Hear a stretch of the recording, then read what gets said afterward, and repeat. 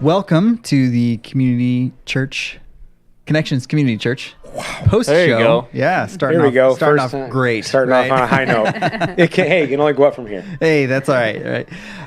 We're so glad to have you. If you're joining us online, thank you for being part of this conversation. But we just wanted to take a little bit, recap the lesson, tell you a little bit about what's going on.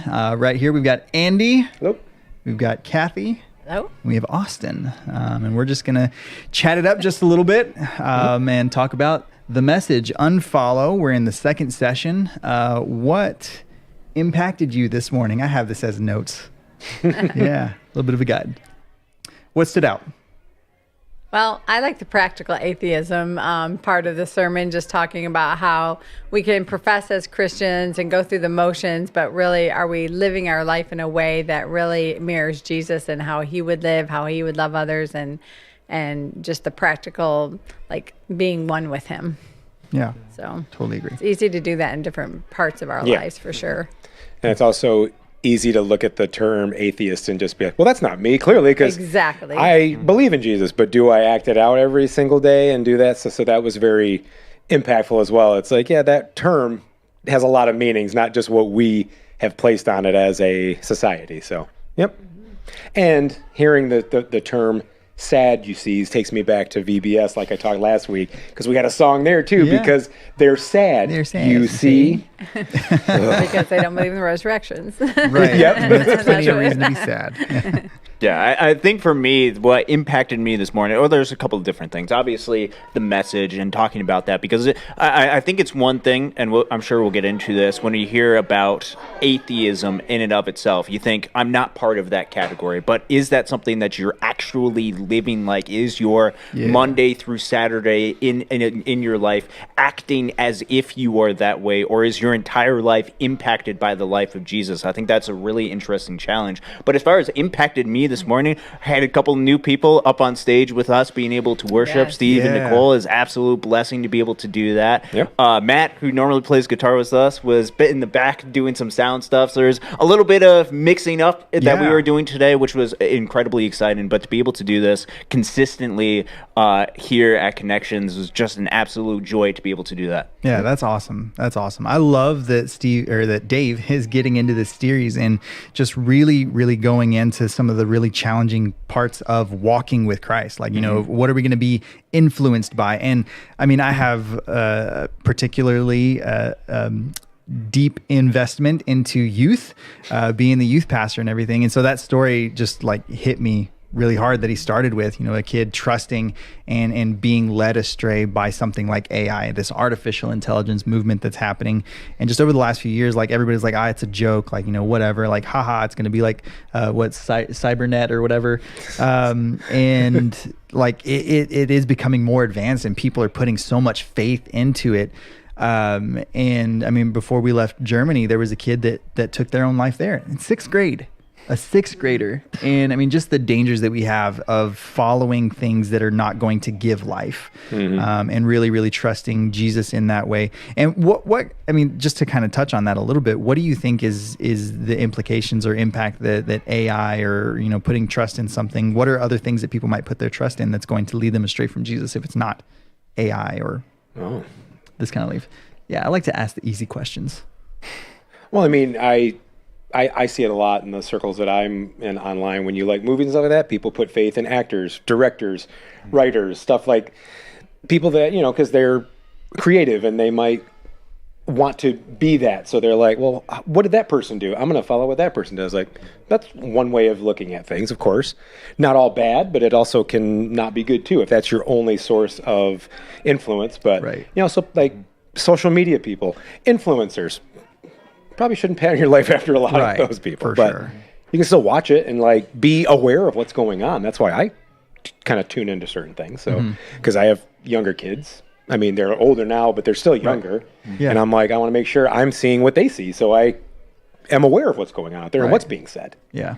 Yeah, I think this is a difficult time for us to be able to grow up and live in, especially for a lot of these people who are young people who now we live in a social media type age where people are exposed to a lot more people than what they had been in the past. And you're seeing different lifestyles and seeing a whole bunch of different people have a lot of success. That's what social media is. It's the highlights as far as where life actually is. And I think for a lot of people coming up and growing up, they expect to be able to achieve that. And when life gets difficult, when life gets hard, not being able to achieve that makes it really difficult for a lot of kids to be able to make that sort of comparisons between those. And so I think having and being able to take root in something that is eternal, that doesn't change, that is good for you, which is what we believe when we take root in Jesus, when we actually follow with the teachings that he actually is, that is just so much better to be able to build your life upon. Yeah, for sure. Yeah, having a standard of truth really helps. And that's why it's so important. Like one of the steps is to put yourself into the Word of God and study. Know what God says about it, because influencers and people on social media sound great and they sound like truth, and often they have a piece of the truth because that's how the enemy works. He gives us a little niblet of truth, so we think the whole thing is true, but in reality it's just mixed in with a lot of lies and deception and half truths. And if we know what God says about something, because I mean, it's not our opinion, it's his opinion. I mean, he created the world, he set a standard, he gave us the Word of God, the Bible to go by. And it's so important for us to teach our young people. And like, you know, the younger and younger they're getting online on games. I mean, I see it in my own family, my own grandkids. And I get there's some benefit to it in some ways, but just monitoring what they're putting into their minds and being aware. And then I think too, just the importance of talking face to face with kids from an early age, but middle school, teenagers, so important, because it is one of the loneliest periods of your life is going through middle school and high school. And if they could just know that, like, we are here for them. And if you see someone like that, I mean, you guys work with the youth, but, and I used to work with youth. That was my ministry years ago, but it's just seeing kids. Like if I go to a park, I'm going to talk to every kid in that park that I can, just to let them know someone sees them and knows about them. And I just think it's so important, you know, so that we don't have people committing suicide at such young ages, or any age for that matter. Right. Yeah, there's so much that's going on just in the world. And I think, you know, we look at these people, and I mean, that's kind of what it was like looking at the Sadducees, right? You got to see these people that had things together. They look nice, smell nice, like they have all the nice things, whatever. And I mean, that kind of seems like what we're falling into with influencers and social media and everything, like why they're so popular. What do you think are some of the challenges that we might find today that might be somewhat like Sadducees? I mean, you look online and you see, or not just online, but you see how Christianity or religion is kind of viewed through a secular lens, and there's multiple different, you know, and that's, I think, the people you're seeing that would fall in that category is they're vocal and boisterous, but when you watch how they live throughout the whole week, or if you were to follow them throughout the whole week, it's like, okay, you're only talking about this stuff like one day a week, or you're only talking about talking points. You're not really diving into it. So that's what I see is like a modern day Sadducee. Yeah, I think especially in the age that we live in, there is a expectation that you are to proclaim yourself the best that you possibly can. And so I think there's people who, whether it's showing up to church on Sunday morning, great, awesome that you're here, and I'm glad that you're able to go to church as far as that. But to be able to go out and live your life consistently towards that, rather than trying to check off a box or making some sort of appearance as if you're like that, but to truly have your heart changed. That was the issue with the Sadducees and stuff, is they did a lot of things that on the surface were good. On the surface, proclaimed themselves as being religious, as following along with God. But in their hearts and in the mindset of throughout the week, They just didn't. They were missing something, and I think this is an important part of this message. Is I think there are varying degrees in which all of us are similar to the Sadducees, similar to where we fall short and don't live up to the expectations of what we're supposed to throughout the week. And so it's a reminder, and it's a challenge for each one of us to not just proclaim ourselves to be Christian, not just to go to church, or not just to give a little bit of money for the cause and do it on Saturday, but do it on Sunday, but forget about it the rest of the week. But to actually live this life consistently, to actually live in a mindset of total surrender to what Jesus has, that's a very important challenge for us to be able to take. Yeah, definitely. I mean, talking about that a little bit, what does it look like? And I know none of us are perfect, right? It's accepted here, right? What does it look like, and what change have you experienced living that life out day to day? What changes that made in your life? I mean, there's good and bad. Good in the fact that I find myself, when I'm living that out, it makes the enemy's words less impactful, because I'm, but it's also bad because there's things that, like selfishly, I devote a lot of time going to youth group stuff, like going to watch kids sports, going to see, Horton Hears a Who Friday night. It's like, is that something that is like my go-to, like what gets me excited? Not always, but seeing the kids' reaction, it does. But so the more I put myself out there, the more I get back. It's just one of those things that I might not see it immediately. And that's the human side of like, I want to feel it now. I want to feel good now about what I'm doing. And sometimes it doesn't happen. Right. And you'll feel those fruits will be seen later. And I've seen that. So I can reach back and say, okay, I know this will work out, but man, there's some times where I'm just like, I just want to sit and do nothing. Because I'm tired and this and that, but I'm like, all right, if I go to this thing, then Sunday, that will help that kid see that it's more than just one day a week. Right. And it helps me keep my mindset too. Yeah. Because if I fall in the habit of being lazy Andy, then that is easy to then fall into, okay, I'm not going to go tonight, and I'm just not going to go tomorrow, and maybe I'm just going to be busy Sunday. Who knows? So I just find that helps me. Yeah. I think trying not to be so judgmental. I think it's easy to be judgmental, or see someone that looks a certain way, acts a certain way, and just immediately put judgment. But I think, like I try to ask, like, God, please help me see them the way you see them. Help me to love them the way you do. And I've had to remind myself of that, because when I, go back and and that comes up in me, whether it's with a family member or just a stranger, I'm sure we all do it in some level, but I really do have to say, okay, God, please help me see what you see, because I want to hold them the way you do right now, and not the way I'm feeling or the way I assume, because that never goes well. And just even as humor, like I'm a middle child of 9, like I was the funny kid of the family, but I grew up even like, telling not the nicest jokes or off-color jokes, and but when I became a Christian, I got really convicted, and after a few years of being a Christian, I realized I really shouldn't be saying these kind of jokes, and so I quit. Like, I don't do it, and it was like I had a whole repertoire, like it was a thing, and but you can be funny and a blessing without telling off-color jokes. And so it's, just the practical things. Like when you said that, I'm like, oh yeah, I cleaned that part of my life up. I mean, I still say things I shouldn't say, obviously, but I'm always working on that too, just in transparency. It's that daily surrendering daily, your mind, your tongue, your thoughts. Yeah, I think it's when you surrender to God, and when you go out, and it can be a bunch of different actions, when you're going out and serving, like Andy, I know you go to a ton of different sporting events for each one of these kids, and that is intentional to be able to showcase that they are seen and that people at this church care about them.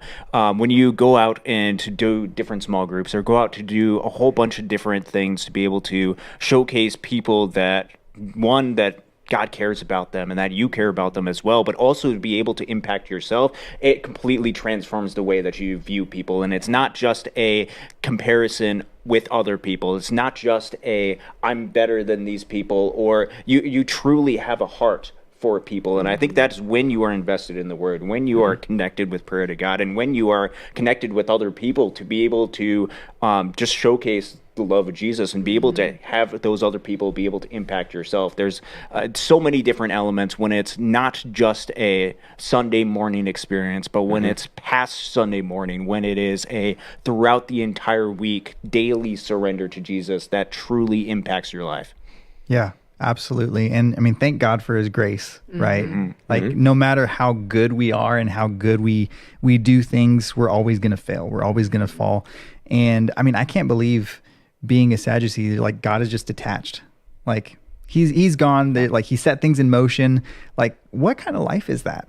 Like living without hope is just one of the hardest things to do. And I think that's kind of what we see is an epidemic, is people are living without hope. And that's never some place that I want to be or allow someone to be led, because, you know, we have hope in Jesus, and that's what he did. He came and he died on the cross so that we could have a life for him and with him, and you know, having that eternal everlasting life after, like the life that is to come after this one. But yeah, I mean, what we talked a little bit about this already, but what does it look like, or how does it look to live like God is actively involved in our lives? I mean, Sadducees did not have that. What does it look like for us to know that and to have hope in that? I mean, I see it every week. I see people that volunteer before and after church. I see people that make it intentional to reach out to people and do Bible studies throughout the week, or even just meet together and hang out and talk. Like Austin, a few weeks ago, I was at one of the kids' games, and Austin comes up like, "What are you doing here?" And he goes, "Well, so-and-so said if I show up, he's going to come to youth group Sunday." And I was like, sweet. See, I know I'm amongst my friends and like-minded people like that. So it's just putting other people first, or putting what God wants you to do first. It's so easy to just be selfish and not do that.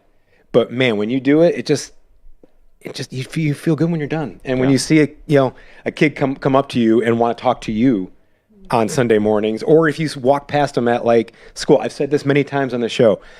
As a high schooler, I would never have told my friends, "That's my youth leader over there." And I hear that all the time. When I walk past them, they're like, "Who's that guy?" And they're like, "That's my youth leader." I'm like, "Oh, okay, cool. Something good's happening." That's but awesome. yeah, so Yeah, there's a different kind of joy that you experience when you are in that environment, when you make daily sacrifices for the benefit of other people, not just for yourself, but for the people that you're making that sacrifices for. You are doing what you can to be able to help make their day, to be able to help make their lives a little bit better, and that greatly impacts their life. And but that also impacts yourself in a way that, man, doing stuff that you want to do, I would just watch baseball all day if I could. And I still do that. I still find a way to be able to do that. And that brings me a lot of joy. But being able to do sacrifices for other people is just on another level, which is why every single week I enjoy doing this. That's awesome. I think too, just having, like you said, meeting with people even one-on-one, or just seeing somebody and noticing that they look a little down, and just how's your day? Or is there something going on? Can I pray for you today? Even a stranger, because I think sometimes they're just like, what, you see this? Because so many people feel alone in our world right now, and they feel overlooked. And there's so many people that have such painful stories. And just in my small group, it's like hearing people's stories, you think, you would see this person think they got it all together, and then you just think, oh, they're dealing with so much behind the scenes. Like, and then more and more and more, like the more you just talk to anybody, you just find out their stories have been like riddled with tragedy and tough times or health issues or whatever.